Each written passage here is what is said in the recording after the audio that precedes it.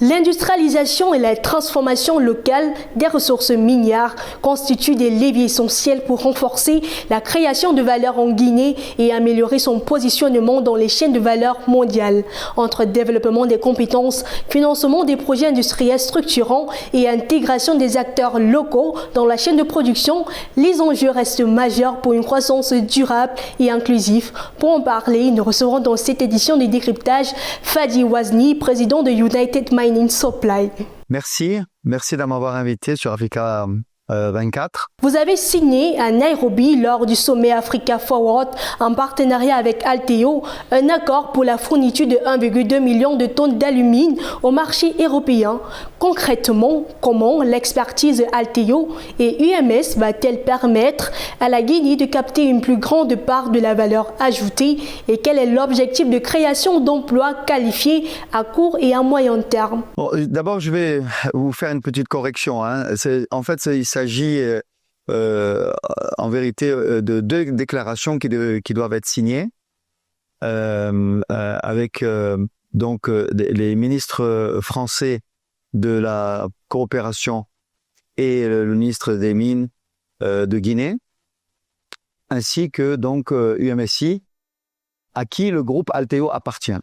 Donc en fait, UMSI est un pont entre la Guinée et la France, puisque nous possédons des raffineries pour des alumines de spécialité. On fait du raffinage pour des alumines de spécialité en France, à Gardanne notamment, et à La Bâtie, n'est-ce pas, à côté de Courchevel. Donc,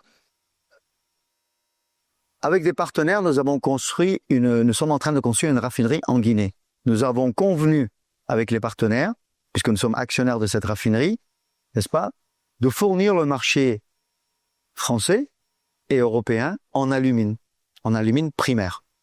Donc, Alteo va s'occuper de recevoir l'alumine sur le port de Fos et après le distribuer donc dans les usines, à La Bâtie, à Gardanne et éventuellement à Dunkerque. Et c'est une avancée majeure pour la Guinée, puisque la Guinée maintenant est à pied d'œuvre pour construire des raffineries, c'est-à-dire faire de la transformation de ces matières premières. C'est une priorité nationale. Donc nous sommes inscrits complètement dans cette démarche.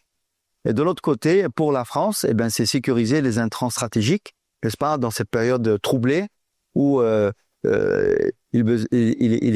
est naturel que la France et l'Europe puissent être relativement autosuffisants en intrants stratégiques. La signature au sommet Africa Forward concerne aussi la création du centre d'excellence et de formation de pointe pour l'industrie guinéenne et l'alumine. Quel est votre objectif chiffré en termes de création d'emplois qualifiés directs pour les jeunes Guinéens au sein de cette nouvelle filière de l'alumine? Alors, c'est une très très bonne transition parce que la deuxième signature devait concerne exactement le centre d'excellence professionnel dans les métiers de l'alumine, donc le CEPIAC, pour les métiers de l'alumine, en Guinée. Donc nous allons inaugurer cette école de formation de très haut niveau d'ingénieurs et de techniciens au mois de septembre, et également avec un soutien très important de la part du gouvernement guinéen et du gouvernement français, puisque là, nous allons amener des experts justement de Gardanne et d'ailleurs en France pour venir former chaque année une classe de Guinéens pour les métiers de l'alumine. Donc, une raffinerie en soi ne consomme pas beaucoup de main-d'œuvre, mais c'est la main-d'œuvre de très très haut niveau. Le métier de la bauxite consomme beaucoup de main-d'œuvre. La filière bauxitique dans laquelle nous sommes très très engagés en Guinée aujourd'hui représente entre 200 et 250 000 emplois. Donc c'est énorme. Mais la transformation, les raffineries vont avoir besoin d'une main-d'œuvre hautement qualifiée. Et c'est ce que nous allons créer en Guinée, de la main-d'œuvre guinéenne hautement qualifiée. Cet accord sécurise l'approvisionnement de l'Europe en métaux critiques au-delà de l'exportation.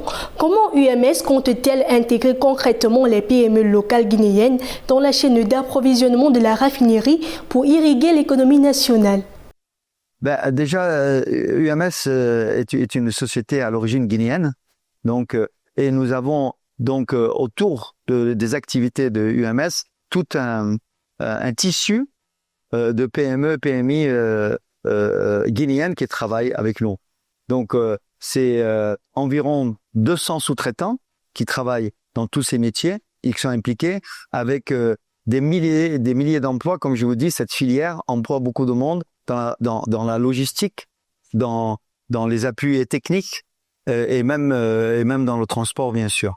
Le projet de raffinerie de West Coast Alumina Guinée nécessite des investissements colossaux. Avec le soutien affiché de BPI France et des ministres français présents au sommet, quels sont les mécanismes de financement innovants que vous avez mis en place pour garantir la viabilité de ce projet face à la volatilité des cours mondiaux de l'aluminium? BPI France nous a déjà financé l'étude de faisabilité à l'origine de cette raffinerie. Mais nous avons réussi à boucler le financement. Donc, nous n'avons plus de problème de financement pour cette raffinerie aujourd'hui. La situation que nous avons avec BPI et tous les instruments, en tout cas financiers, qui sont mis à notre disposition, n'est-ce pas, par la France et l'Europe, vont être orientés vers d'autres projets aussi structurants, notamment dans le traitement des résidus industriels, peut-être également dans une expansion pour le centre de formation et peut-être aussi des augmentations de capacité si besoin est. Donc, mais pour l'heure, tous les projets sont bouclés et financés. Merci d'avoir répondu aux questions d'Africa 24. Madame, Monsieur, merci d'avoir suivi cette édition de Décryptage. Dans un instant, une nouvelle édition de l'actualité africaine.